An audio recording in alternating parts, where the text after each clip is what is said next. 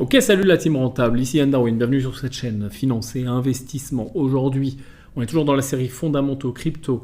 On s'intéresse toujours à aider les débutants, c'est peut-être ton cas, pour acheter ses premiers bitcoins ou même ses premières cryptos, parce que tu vas voir que tu vas avoir accès à un très gros pan du marché avec le broker ou l'exchange dont je vais te faire la démo aujourd'hui, qui est Binance. Je te rappelle qu'en passant par ce lien-là, si tu n'as pas encore de compte pour l'ouvrir, bah, tu soutiens cette chaîne parce que ça nous permet d'avoir une commission d'affiliation qui nous permet tout simplement d'avoir plus d'argent à investir pour la production de ces vidéos. Toi, ça te permet d'avoir 20% de réduction sur les frais. Donc c'est win-win tout simplement. Et c'est le partenariat qu'on a avec Binance. Au-delà de ça, même sans ce partenariat, je te l'ai déjà dit sur la dernière vidéo, pour moi, Binance, c'est vraiment un des meilleurs exchanges parce que c'est le plus gros, il est ouvert aux Français, c'est un des plus sécurisés. C'est un de ceux avec les plus bas frais, hors les 20% que je te permets d'avoir en passant par le lien. Mais voilà, les frais sont déjà très bas, donc 20% encore de moins, c'est plutôt très cool.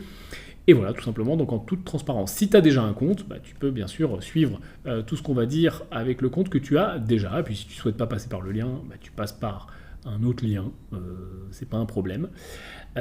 Si tu souhaites ouvrir un autre exchange, alors il faut savoir que ça ne fonctionnera pas ce que je vais te montrer maintenant, mais globalement, tu vas voir que les termes sont les mêmes, la façon de faire est la même et la logique est la même, donc tu devrais également t'en tirer.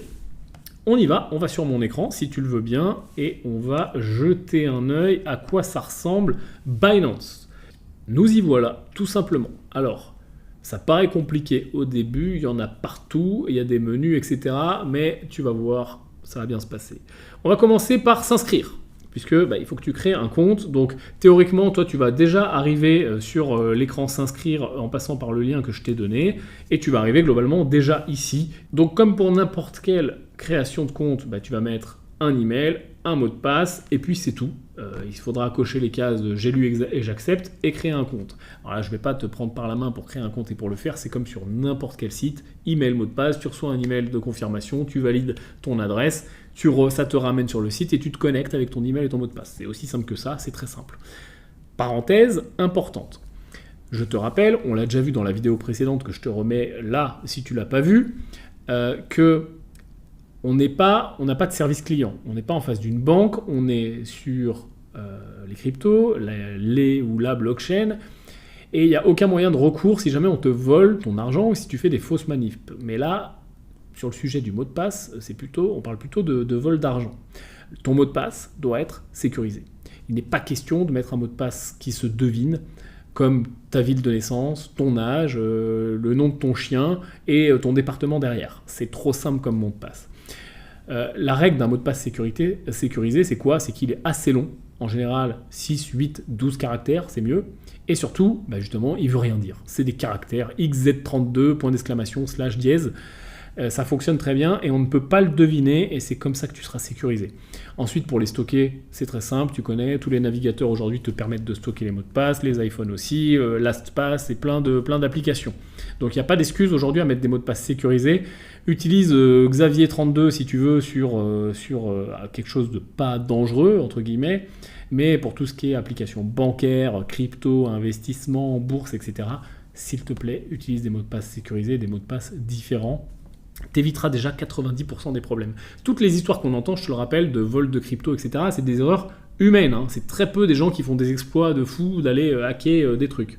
Surtout que Binance, c'est le plus gros mondial et je te garantis que depuis les années où ils sont en place, ils ont mis des protocoles de sécurité qui sont très forts. Donc, si on te vole des sous sur Binance, à 99,99%, ça se passera via une erreur humaine. Bref, quand tu as reçu le mail, que tu as validé, que tu as mis ton mot de passe sécurisé, tu arrives ici. C'est l'interface de bienvenue, tout simplement, tu es connecté. Donc on a tous les menus ici qu'on définira plus tard, mais avant toute chose, avant de commencer, on a deux choses à faire, il faut qu'on les fasse tout de suite, sinon ça ne sert à rien, on va perdre notre temps.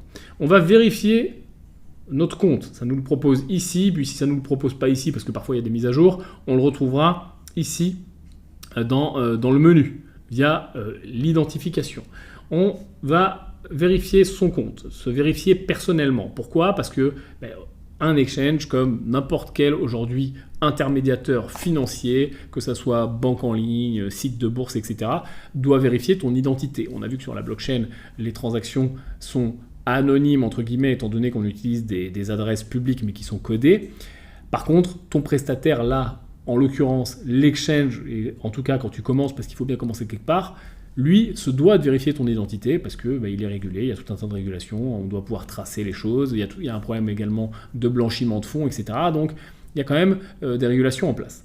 Donc, c'est très simple, il suffit basiquement d'envoyer sa carte d'identité, si tu as déjà fait sur une banque en ligne, sur un site de paris sportifs, de bourse, de poker, ça fonctionne exactement de la même façon. Donc pareil, je ne vais pas te prendre la main, il faudra envoyer ta pièce d'identité, etc. Tu as 2 statuts vérifiés. Le statut vérifié simple, où il faut juste pièce d'identité, information personnelle, et tu verras une reconnaissance faciale, c'est juste pour faire matcher que c'est bien toi sur la carte d'identité. Ça te permet déjà des limites qui sont correctes, 50 000 de dépôts et retraits quotidiens, 8 millions en BUSD de retraits quotidiens, des transactions illimitées. Donc globalement, ça va suffire à 90% des gens. Ensuite, on a le statut vérifié plus, où tu rajoutes un justificatif de domicile, et là, tu montes à 200 000 $ de dépôts et retraits quotidiens. Donc voilà, c'est pour les gens qui veulent investir plus ou retirer plus. Rien ne t'empêche de le faire plus tard. Si tu as fait le coup de l'année et que tu as gagné 4 millions sur Binance, tu pourras augmenter plus tard le statut vérifié plus. Donc ça, c'est la première chose à faire. Deuxième chose à faire, ça se fait très facilement en 5 minutes. Deuxième chose à faire, c'est d'aller dans sécurité pour sécuriser son compte. Et ça, on va prendre l'habitude de faire les bonnes choses, notamment via la crypto et via d'ailleurs tout. C'est un bon réflexe à prendre sur tous les sites où tu fais des transactions d'argent.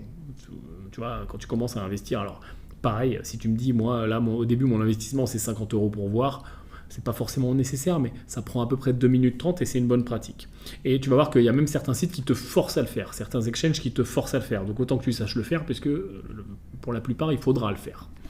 On va activer ce qu'on appelle le 2FA, qui est le Two-Factor Authentication, donc l'authentification à 2 facteurs. Elle est là, Binance Google Authenticator. Donc moi, elle est déjà activée. Si elle n'est pas activée, tu auras un bouton activer. Quand tu cliques sur ce bouton activer, ça te donne un QR code. Un QR code à scanner avec des applications de 2FA. Des applications pour s'authentifier. Il y en a plein de différentes. La plus simple à utiliser, c'est Google Authenticator. C'est méga simple carrément, l'application tu la télécharges, tu as un gros plus en bas, quand tu vas cliquer sur plus, ça va te permettre de scanner un QR code, voilà, tu as ton appareil photo qui apparaît avec un carré, et donc Binance va te donner, quand tu vas cliquer sur générer un QR code, pip, tu le scannes, et ensuite ça va ressembler à ça. Tu vas avoir, alors moi j'en ai plein parce que j'ai plein d'exchanges, etc., mais tu vas avoir une nouvelle ligne qui va se mettre en place, tu n'en auras peut-être qu'une au début, avec marqué Binance, et un code qui tourne. Tu vois, là je décode, hop c'est rouge, hop ça change. Et une petite horloge qui tourne et toutes les 30 secondes, je crois, le code change. C'est pour ça que je peux me permettre de te les montrer parce que de toute façon, quand tu verras cette vidéo, ça aura changé des milliers de fois. Donc le code change. Et ce code-là, c'est un code de double authentification qui est mis à jour toutes les 30 secondes. Et il n'y a que toi, puisqu'il est lié à ton téléphone, qui le possède. Ce qui fait que même si quelqu'un arrivait à trouver ton mot de passe, ou à hacker ton mot de passe parce qu'il aurait mis un keylogger sur ton ordinateur ou il serait rentré dans tes fichiers, machin. Même s'il a ton mot de passe, ça ne suffira pas pour se loguer. Parce que Binance, quand tu vas te loguer, il va te demander ton mot de passe et ce code-là. Et donc toi, tu auras juste à ouvrir l'app. Le code là, regarde-moi tout de suite là, mon code Binance, c'est 828 035. Je mettrai 828 035. Et dans 30 secondes, il aura changé. Voilà, tout simplement. Donc ça, une fois que c'est fait, t'es ceinture bretelle. Mot de passe compliqué, plus tout est fait, c'est fini. T'es Fort Knox carrément. À partir du moment où tu fais pas de bêtises, ça va bien se passer. Maintenant, bienvenue à bord, bienvenue sur Binance. On va pouvoir commencer. Pour commencer, faut des sous. Alors, on va acheter des cryptos, il faut bien déposer des sous. Donc la première chose, ce qu'on va voir, c'est comment déposer. Alors pareil, j'ai pas grand chose à t'expliquer sur comment déposer. Tu vas sur acheter des cryptos ici en haut, et là tu as les moyens de dépôt. Carte de crédit débit et paiement virement, SEPA. Okay. Après, solde en cash, etc., trading P2P, on s'en moque au début. Donc dépôt par carte ou carte crédit débit, tu verras, il y a 2 façons de le faire, mais globalement ça fonctionne. Soit tu déposes directement des sous, soit tu achètes directement. Donc soit tu déposes et ça y est, tu as des euros par exemple dans ton compte et tu peux acheter ensuite, ou soit tu achètes d'un seul coup si tu sais déjà ce que tu veux acheter, ou soit tu fais un virement. Aussi simple que ça. Donc suivant le temps que prend le virement, il va falloir le temps que prend le virement, et par carte c'est instantané. Moi je te conseille quand même plutôt le virement, c'est moins cher en frais. Les dépôts en carte, ils prennent un frais, forcément ils sont là pour gagner de l'argent comme n'importe quel site, n'importe quel exchange, n'importe quel site de bourse. Je te conseille plutôt les virements. Oui, c'est un peu long, oui, c'est un peu chiant, ça prend quelques temps, mais ça permet d'éviter deux choses. Un, les frais, et deux, les plafonds de cartes, parce que suivant les cartes que tu as, si tu veux investir, je sais pas, 500 euros, ça peut très bien marcher, mais si tu te dis je veux mettre 5000 ou 10 000, à part le virement, pour la plupart des cartes, ça va être chiant. Donc, le dépôt, une fois que tu l'as sur ton compte, où est-ce qu'on le trouve? Alors, on va aller ici sur portefeuille et vue d'ensemble du portefeuille. Tu vois, c'est vraiment, pour l'instant, c'est vraiment pas compliqué. Alors là, moi, c'est un compte de test, donc il n'y a absolument rien, mais tu vois que tu vas avoir ton solde. Alors, les soldes sont en Bitcoin. Pourquoi? Parce que on est dans le milieu de la crypto, donc on parle en Bitcoin. Tu vas voir, bien souvent, je te rappelle que c'est la majeure. Donc, tu vas avoir souvent des soldes en Bitcoin, mais on te le traduit dans ta monnaie de référence. Donc là, sur ce compte, la monnaie de référence, c'est l'euro. Donc on te traduit en euros. Ok? Là, on te remet, tu vois, un guide pour approvisionner le compte, parce que sur ce compte-là, il n'y a rien du tout. Donc il y a un guide. Mais toi, si ton compte est approvisionné, il n'y aura pas le guide, il va disparaître. Et tu auras ton compte ici. Et puis tu auras juste à cliquer et puis voir ce qui se passe à l'intérieur. Ensuite, on a ce qu'on appelle ici le compte principal.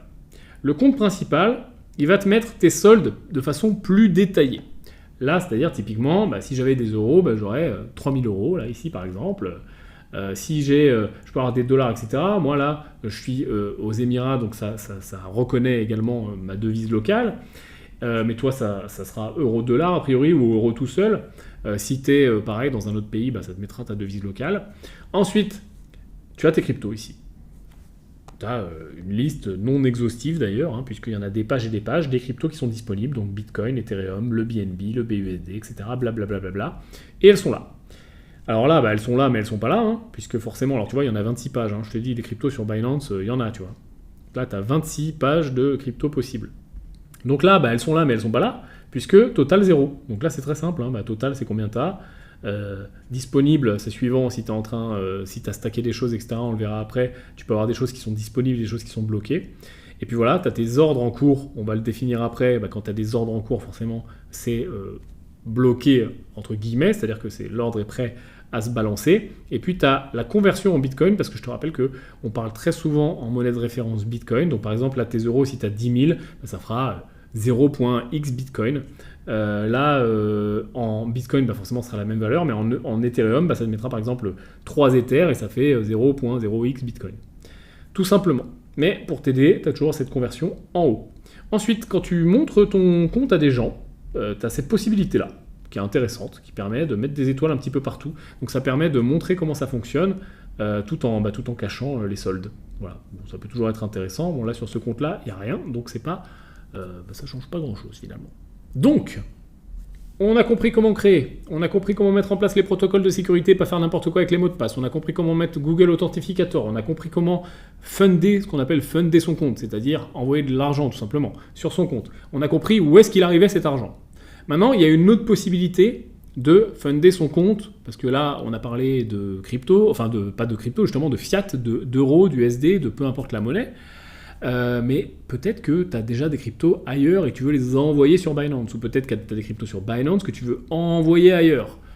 C'est peut-être pas le cas aujourd'hui, forcément, si tu es sur ce tutoriel, mais ça peut arriver et ça va arriver, puisque tu vas voir qu'on va avoir plusieurs exchanges bien souvent, parce qu'il y a des choses qui nous intéressent, des protocoles qui nous intéressent, des projets qui nous intéressent, qui ne sont pas disponibles sur Binance, qui sont disponibles ailleurs, ou même un petit peu plus tard dans cette série de vidéos, on va se mettre des wallets en place, et parfois on va vouloir enlever nos actifs de Binance pour les envoyer sur notre wallet, soit pour les sécuriser encore mieux, ce qui est facultatif, on en parlera, soit pour les utiliser, ou soit pour les mettre en attente, mais pouvoir les dégainer facilement.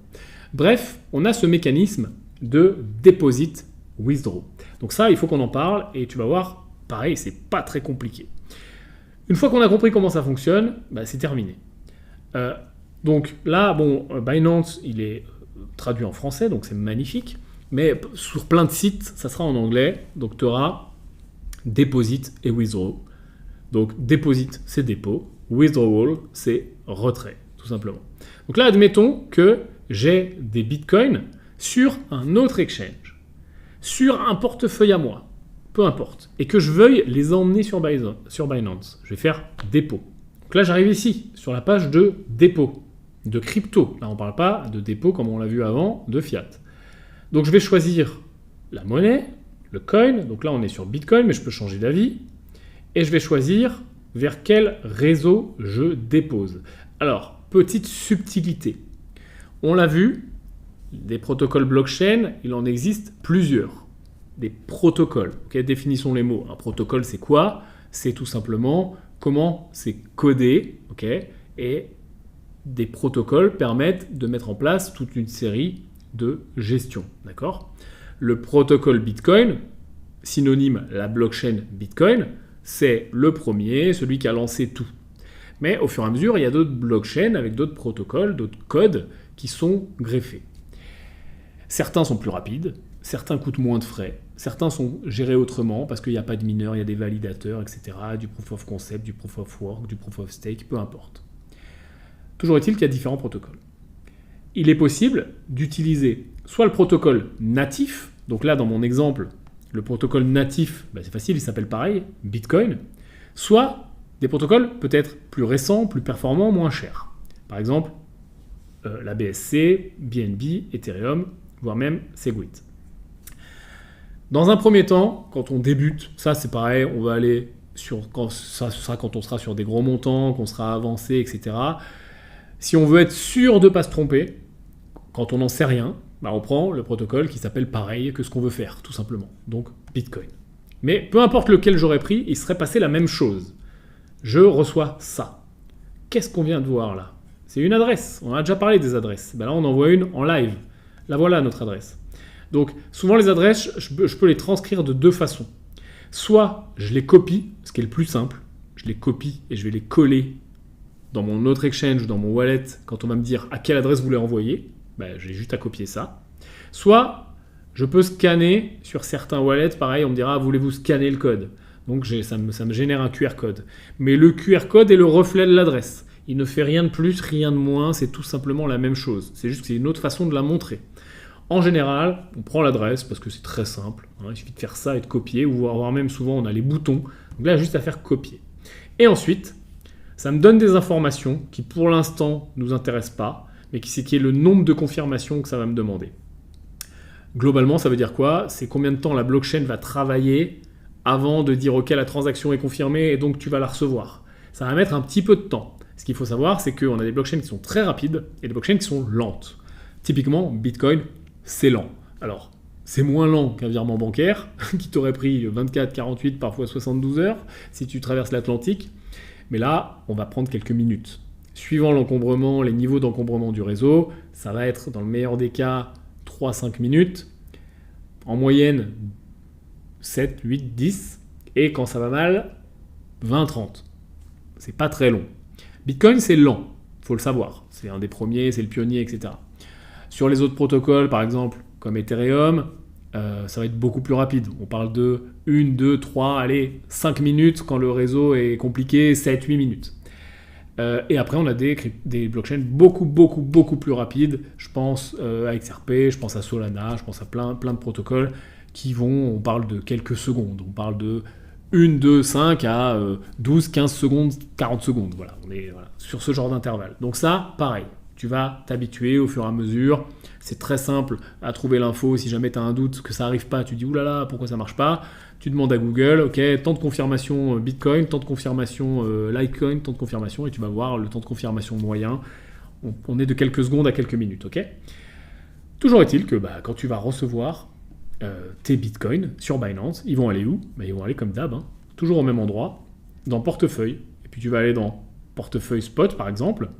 Alors là, je me suis connecté sur un autre compte de test également où il y a des cryptos réellement pour le coup.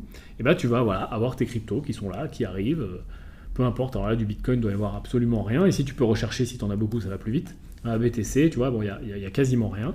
Donc comme on l'a vu avant, tu as reçu tes Bitcoins. tout est disponible puisque j'ai pas d'ordre en cours, et la valeur, bon, là, tu vois, il y en a pour 5 euros de Bitcoin ici. Ok. Maintenant que je les ai, bah, je fais ma vie avec, je les échange, on va le voir juste après, via des paires, etc. Mais si je veux les retirer, et que je veux les envoyer vers un wallet, ou que je veux les envoyer vers un autre exchange, très simple, retrait.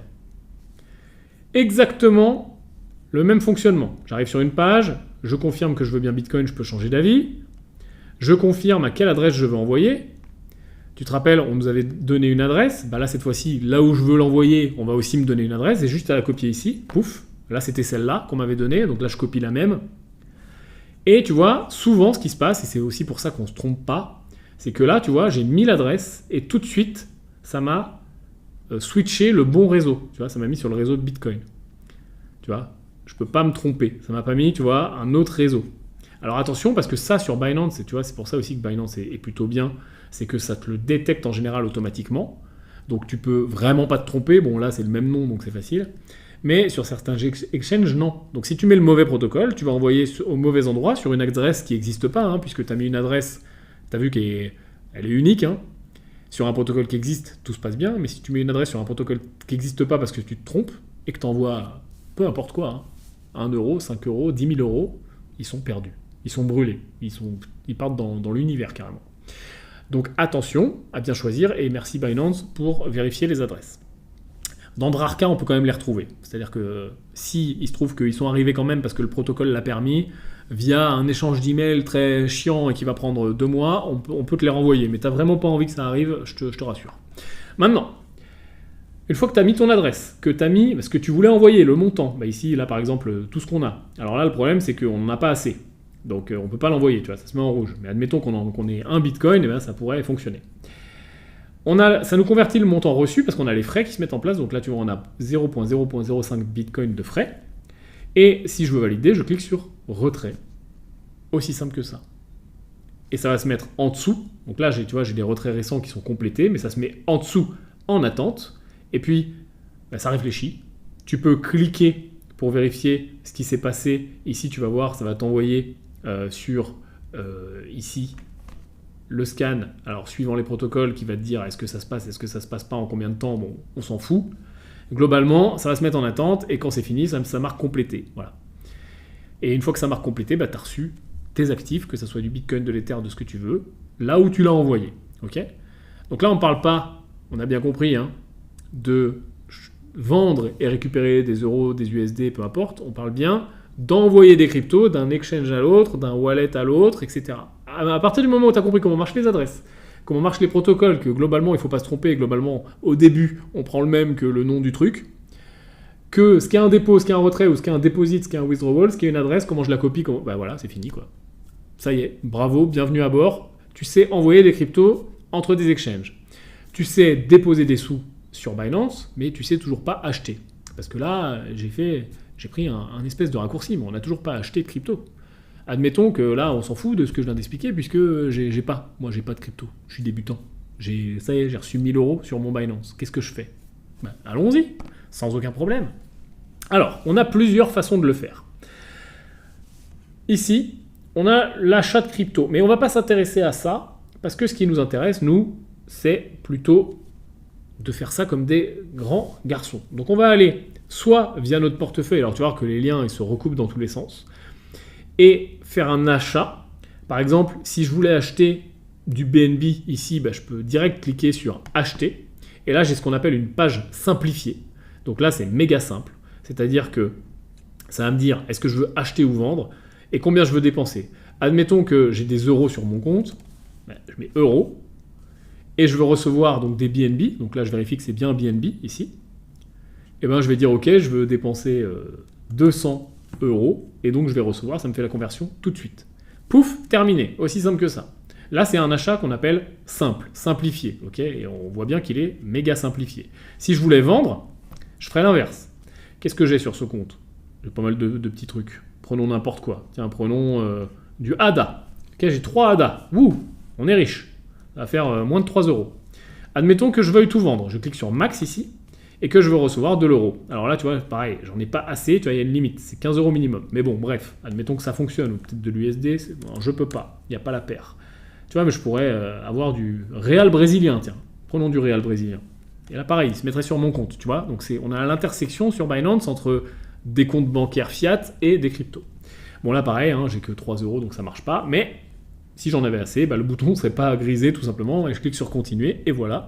Ça me passe un ordre au marché. Terminé, bonsoir. J'ai une confirmation, et je vais sur portefeuille, et je vérifie que j'ai bien reçu mes cryptos en contrepartie. Donc ça, c'est vraiment la façon la plus simple, je veux dire, un enfant de 12 ans y arriverait, d'acheter ses premières cryptos. Si je veux vendre, t'as compris, hein, j'arrive sur la même page et je clique sur vendre, et voilà. Donc là, on est dans la simplicité ultime. Donc là, on sait ouvrir notre compte Binance, passer les protocoles de sécurité, vérifier que tout marche bien, s'authentifier. On sait dépôt-retrait si jamais on a déjà des cryptos, qu'on veut déposer retrait des cryptos. On sait dépôt-retrait de fonds si jamais on a des USD, des euros et qu'on veut déposer. Et on sait acheter et vendre de la façon la plus simple en passant par le portefeuille et en cliquant sur acheter et vendre. Maintenant, il y a une façon plus avancée de le faire, forcément, parce que tu vois que Binance, c'est très puissant. On va la définir aussi parce que ça nous intéresse. Au lieu de faire acheter et vendre, on va faire trader ici. On peut aussi le retrouver là-haut dans trader, ok ? Mais moi j'aime bien passer par là parce que ça permet de voir où on en est dans notre portefeuille. Voilà, c'est simple. Admettons que je veux du Bitcoin, hop, il apparaît ici, je vais sur trader. J'ai tout un tas de paires. Admettons que moi j'ai des USD sur mon compte, ou tiens, faisons autre chose pour nous amuser. J'ai des USDT, tiens, j'ai du stable. Donc là, dans le petit menu, là, je choisis USDT, ok ? Pif. Ça charge et ça m'ouvre l'interface de trading. Alors j'ai, tu vois, un petit tuto au début qui va m'expliquer comment faire, on va le fermer, on s'en fout. Voilà, j'ai toujours des petits tutos, tu vas voir, c'est très simple. Et là, bon, si t'es néophyte, ça peut faire peur. Mais c'est pas si compliqué, je te rassure. Ici, ça va nous rappeler notre paire, ok ? Bitcoin, USDT, j'échange des USDT contre du Bitcoin ou du Bitcoin contre de l'USDT, ça marche dans les deux sens toujours, ok ? Ici, si je veux changer de paire, j'ai toutes les autres paires. C'est-à-dire que là, tu vois, j'ai un petit BTC. Attends, je vais zoomer un poil. J'ai un petit BTC là qui est sélectionné. Donc là, ça me montre toutes les paires disponibles BTC. CHR BTC, CLV BTC, etc. Au début, tu débutes, tu vas forcément t'en tenir au plus gros. Toi, ce qui t'intéresse, c'est d'acheter du Bitcoin ou de l'Ethereum. Mais c'est pareil. Tu vas apprendre comment ça marche, c'est le moment. Si par exemple, j'ai de l'USDT dans mon compte, je vais choisir USDT ici et ça me montre toutes les paires en USDT. Ok, donc ça c'est une autre façon de les trouver. Je peux aussi les chercher là. Par exemple, je veux du AAVE, bim, ça me montre toutes les paires AAVE, USDT. J'ai pas besoin de me taper tout le drop-down. Par contre, si je veux du AAVE et par exemple j'ai du BNB, bouf, BNB, paf. Ok, donc ça c'est cool. Mais on s'en fout, nous on est déjà sur BTC USDT. Donc ici je la courbe, hein, cours actuel, cours passé, etc. Je peux m'amuser, je peux changer d'unité de temps là-haut. Qu'est-ce qu'une unité de temps ? C'est tout simplement la taille d'une bougie. Okay, là, chaque bougie fait une semaine parce que je suis en une semaine. Si je fais un jour, chaque bougie fait un jour. Si je fais 4 heures, chaque bougie fait 4 heures. Ça permet de zoomer ou dézoomer le graphique, tout simplement. Donc ça, bon, ça permet de faire des analyses, mais c'est peut-être pas l'endroit pour faire des analyses ici, l'interface de trading, mais bon, c'est toujours cool d'avoir la courbe. Ici, là et là, on a le fameux carnet d'ordre dont on a parlé. C'est-à-dire que là, on a tous les gens qui veulent vendre, avec le prix où ils veulent vendre, combien de Bitcoin ils veulent vendre, la totalité du carnet d'ordre, et là, le prix où ils veulent acheter, combien ils veulent acheter, la totalité du carnet d'ordre. Donc tu vois que ça passe vite, ça défile. Ça défile parce qu'il y a des échanges absolument même pas toutes les secondes, tous les centièmes, toutes les microsecondes, il y a plusieurs millions d'échanges là sur Binance en USDT, Bitcoin USDT. Très clairement. Donc, ça va vite, c'est liquide, c'est cool. C'est exactement ce qu'on veut. Maintenant, ici, en bas, on a deux choses. Un, notre interface de trading qui va nous intéresser ici. Et ici, les trades qui passent. Ok ?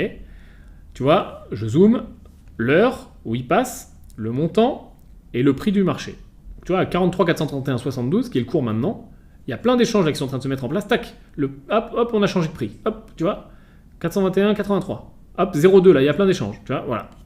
Donc ça va vite, mais ça nous permet juste de voir ce qui se passe, voilà, c'est informatif. Alors tu vois qu'on a beaucoup de trades petits, mais bon, le Bitcoin, ça vaut très cher, ça vaut 43 000, donc forcément, on a beaucoup de petits trades, mais parfois, il y en a des gros qui passent au milieu, il y a des 1, 2, 3, 5, 10 Bitcoins qui peuvent passer, même si souvent, ils vont être fractionnés.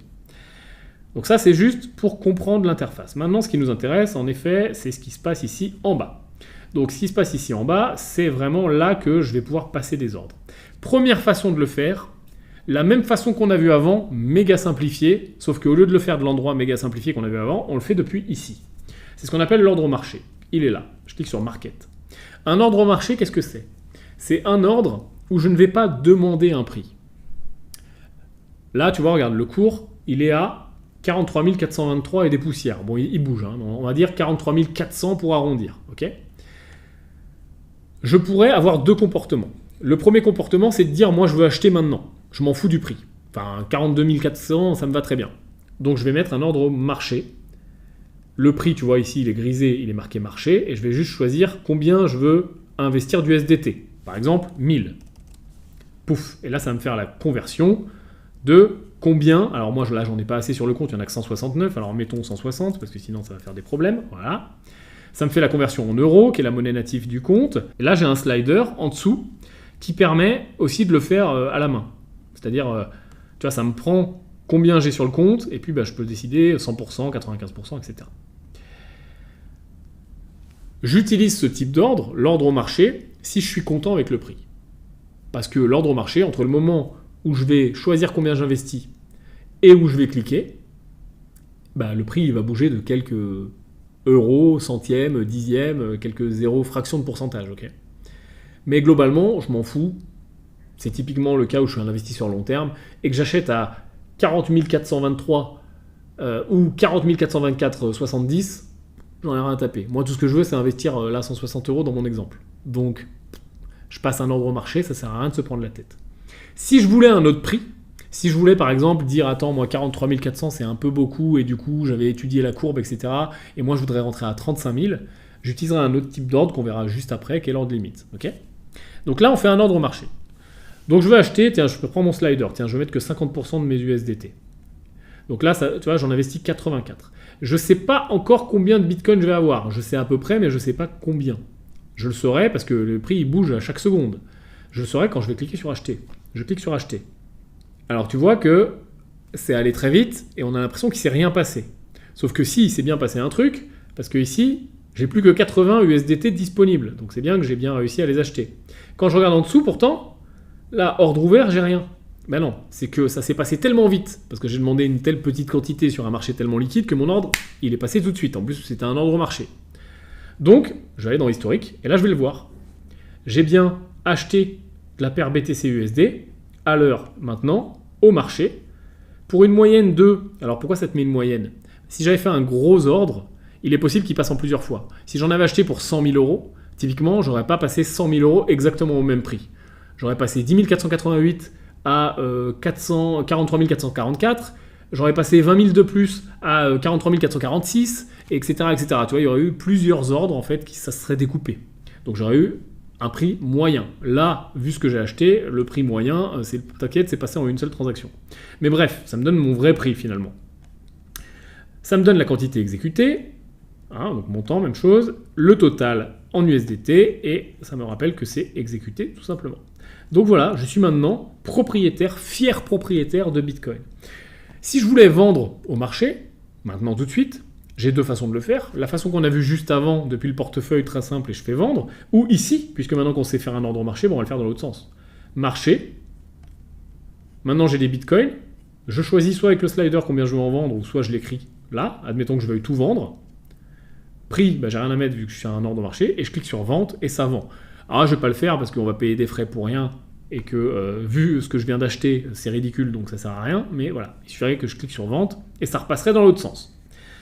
Maintenant, c'est magnifique. Ça y est, on n'est plus débutant. On n'est plus débutant en crypto. On sait tout faire. On sait utiliser un exchange, on sait acheter, on sait vendre, on sait retirer, on sait envoyer sur un wallet, même si on ne sait pas encore utiliser un wallet, mais on sait utiliser déjà les autres exchanges parce que globalement ça va marcher globalement pareil et donc on pourrait envoyer sur un autre exchange dès maintenant. On pourrait acheter, vendre des cryptos au marché. Et pour un investisseur long terme qui veut faire du DCA tous les mois, j'ai envie de te dire, ça suffit déjà vachement bien. Et déjà, juste de faire ça, t'es dans les 4... T'es dans les... Oui, t'es plus dans les 92% de Français qui ne le font pas, t'es dans les 8% de Français qui le font. C'est déjà beau. Maintenant, admettons que le prix ne me convienne pas. Que pour Bitcoin ou pour peu importe le crypto, hein, ça marche absolument pour toutes les paires, moi je veux attendre que ça baisse pour acheter. Par exemple, je ne vais pas acheter à 43 000, je vais acheter à 40 000. Comment je fais? Eh bien, c'est très simple, cher ami. Je vais sortir de marché ici et je vais mettre un ordre limite. Tu vois que ça change, l'interface change un petit peu, et ça me dégrise la zone prix. Et là, je vais choisir tout simplement à combien je veux acheter. Donc là, admettons, 40 000, tu vois. Bon, mais je peux mettre n'importe quoi, hein. 41 298,4. 40 298,4. Admettons, mais on s'en fout, tu vois, c'est chiant. 40 000, ok? 40 298, ça me va très bien. Soit je rentre le montant en direct de Bitcoin, soit je slide. Je te rappelle que j'achète en USDT, donc ça me traduit combien je vais investir d'USDT, donc là en dessous, et combien ça va faire en Bitcoin. Parce que la fois d'avant, ça ne pouvait pas me dire combien ça fait de Bitcoin, parce que je te rappelle que c'était un ordre marché, donc ça allait fluctuer au dernier moment. Sauf que là, ça peut me dire, puisque ça ne passera, l'ordre ne passera qu'à 40 298. Donc si à 40 298, je mets 100% de mes USDT par exemple, donc il m'en reste 85, et ben j'aurai 0.00211 Bitcoin, tout simplement. Je fais acheter. Et là, l'ordre, tu vois, il n'est pas parti tout de suite dans l'historique, il est parti dans ordre ouvert. Pourquoi? Parce qu'il n'est pas exécuté, il est ce qu'on appelle en attente. Donc j'ai ma paire, j'ai mon ordre qui est limité, qui est plus marché, achat, 40 298, c'est le prix qu'on veut. Le montant, c'est le montant que ça nous a calculé parce qu'on investit 83 USDT. Combien j'ai d'exécuté? Pour l'instant 0, parce que moi je veux 40 200 et on est à 43 000. Donc tant que le prix ne descend pas à mon prix, ça ne se déclenche pas. Aussi simple que ça. Maintenant j'ai deux choix. Soit je laisse cet ordre ad vitam jusqu'à ce qu'il soit déclenché, soit je décide de l'annuler parce que je change d'avis, je clique sur la corbeille ici et je l'annule.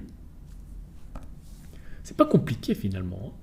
Ce qui est compliqué, c'est de ne pas faire n'importe quoi avec ses émotions, avec ses investissements et tout ce que tu vas trouver sur cette chaîne, sur toutes les vidéos, les multiples, comment ça allait te promener maintenant dans la playlist crypto, etc. Enfin, juste après qu'on ait terminé les tutos débutants, parce qu'on n'a quand même pas tout vu. Mais ce qui est difficile, c'est ce qui va venir après, en fait. L'utilisation des plateformes, à partir du moment où on t'a expliqué, voilà, tu vois, c'est pas compliqué. Si je voulais faire d'un ordre limite à la vente, oui, parce que là, on a fait un ordre limite à l'achat, mais les ordres marchent dans les deux sens, on l'a vu. L'ordre marché, il marche à l'achat et à la vente. L'ordre marché, je vends ou j'achète. Mais l'ordre limite, il marche à l'achat et à la vente aussi. Donc comment faire? Très simple. Je suis toujours sur ordre limite. J'ai quelques bitcoins puisqu'on en avait acheté tout à l'heure. Je choisis mon prix, sauf que cette fois-ci, ça marche dans l'autre sens. C'est-à-dire que là, je veux choisir un prix de vente. Qu'est-ce que je vais faire?